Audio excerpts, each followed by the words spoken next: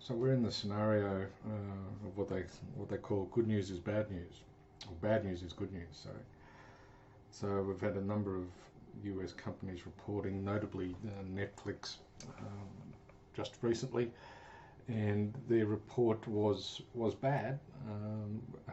They're showing losses, but those losses is not as bad as the market predicted. So yeah, it's still bad news, but it's not as bad as what they thought.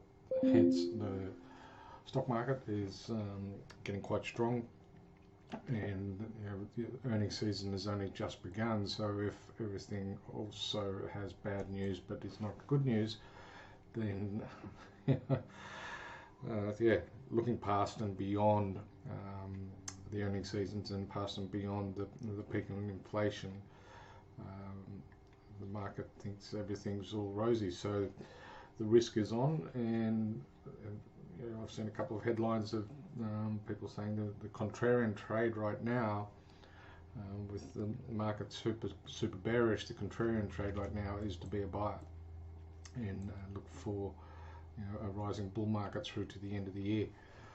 And that's 4 or 5 months of buying, which could give you some decent returns, I guess. Time will tell. In currency land, this US dollar weakness is still playing out.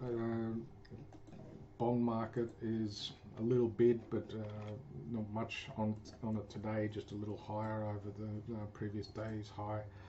But the US dollar is certainly getting pushed down back to this level, which is where we're looking to for it to maybe stabilize ahead of FOMC.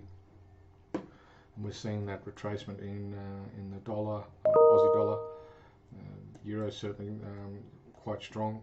There's rumours that Russia is going to turn the gas back on for the Germans, and as we get closer to, I guess, autumn and winter in Germany, that those negotiations are probably going to heat up. So, pardon the pun. But certainly right now in Europe, it's heat waves and wildfires across the continent, which make it difficult to sort of, I guess, look at the larger picture. Just a second.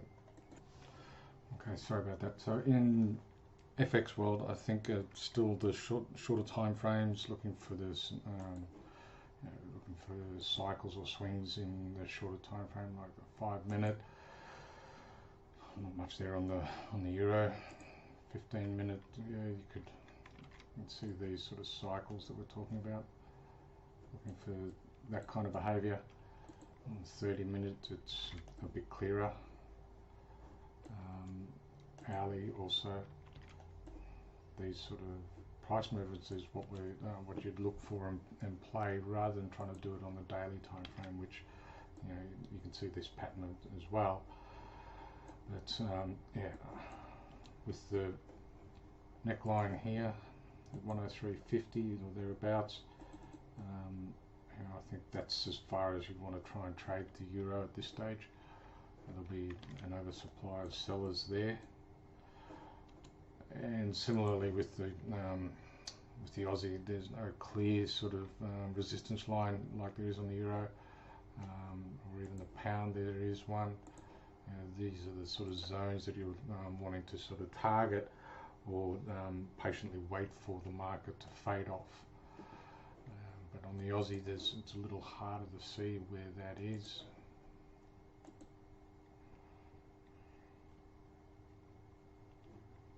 Because of all of this price action, right? There's no sort of clear retracement rejection unless we get a bit higher and a bit further through it.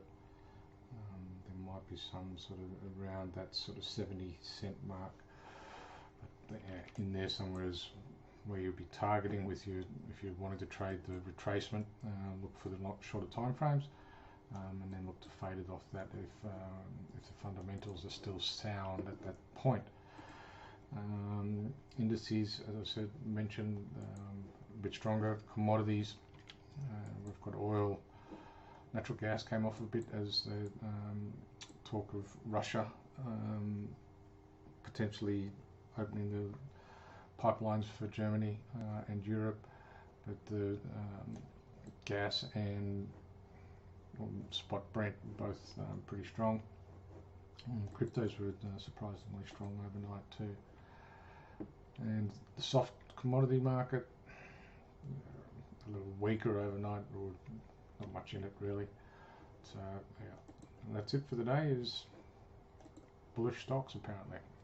I'll leave it with you, and best of luck.